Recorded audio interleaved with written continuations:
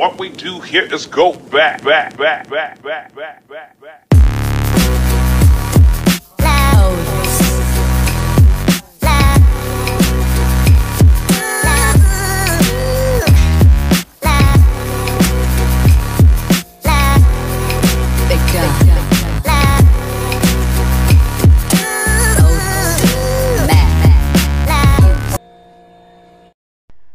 Magandang araw uli sa inyo mga kabibi. Narito na naman po ako. Ako po inyong samahan at tayo magluluto ngayon ng adobong paa ng manok at may kasamang konting liig. Ayan. At bago po tayo mag-umpisa, sa mga bago lang po sa aking YouTube channel, panoodin nyo po laging video hanggang matapos at like, subscribe at pindutin nyo na rin ang notification bell para updated kayo lagi sa ating mga latest video mga kabibi. At sa mga nag-subscribe, salamat po. Yan, itong mga sangkap natin, ito nga po ang paa ng manok. Yan, may po hinugasan na natin, hugas na po yan. Yan, may kasamang kaunting liig. At mayroon tayong mga pang-rekado dyan. Ang rekado natin dyan ay ito, may bawang, sibuyas at luya. Parang kumakanta lang bahay kubo ah. Siyempre, mayroong 4 na kutsarang toyo, 3 kutsarang oyster sauce, may paminta, kalahating kutsarita ding bitchin, at siyempre, di mawawala ang sili, pampaanghang, pampasarap lalo. Ngayon po atin ang ihahalbos muna itong paa ng manok na ito at may kasamang liig. Po nating hahalbos muna para po matanggal natin yung mga dumi-dumi. Pag kumulo po yan, lalabas po yung mga bula-bula, yun po yung mga dumi pa niyan, tawagin mga impurities. Atin pong lalagyan niya ng ilang pirasong botel ng bawang na pinirat na may balat pa, at lalagyan din natin niya ng pamintang buo, ito, pamintang durog. Lalagyan na rin natin niya ng kaunting bitchin at kaunting asin.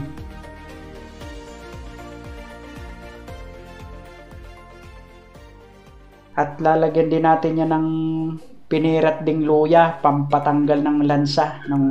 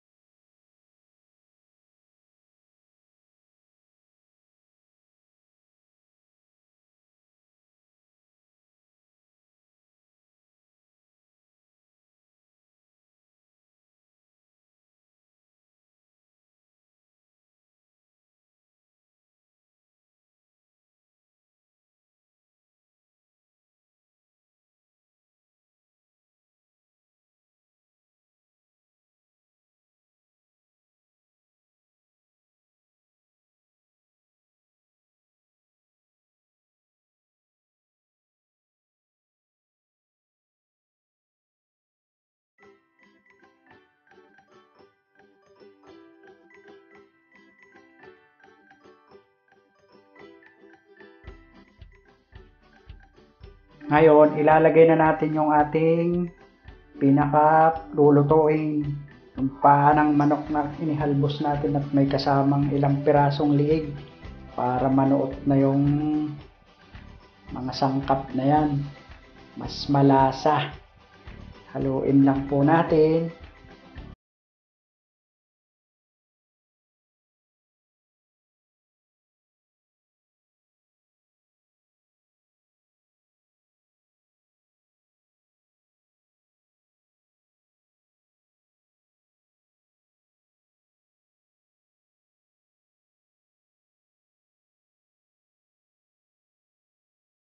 Tapos lalagyan na uli natin yan ng paminta.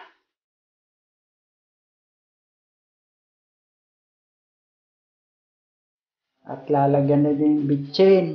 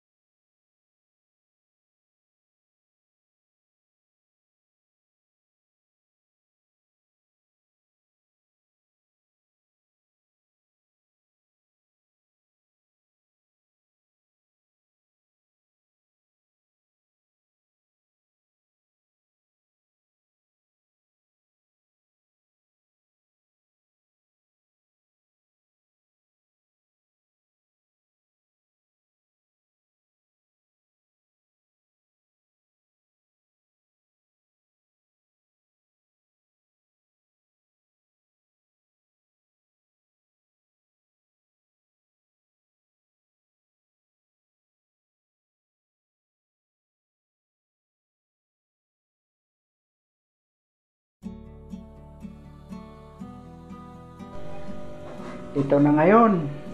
Okay na ang ating adobong paa ng manok na may kasamang liig. Ayan. May lagyan na rin natin ng mga dekorasyon yan. May sili na may dahon pa. Sariwa. May mga ginayat pa din tayong siling berde. Ayan. Ito na ang ating adobong paa ng manok or chicken feet adobo. Yan. Sarap nito. Papakin, pulutan, pwede rin pang ulam, tipid budget, mura pa. Pag ulam ka na sa murang halaga, yung mga walang budget sadyang pangbiling pang ulam, pwede na to. Panalo na to mga kabibi. Di pa mahirap lutuin. Madali lang.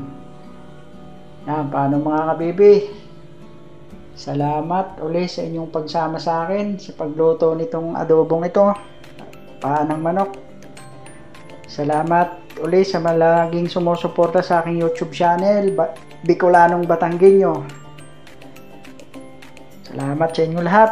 Ingat tayo lahat mga kabibi. Salamat.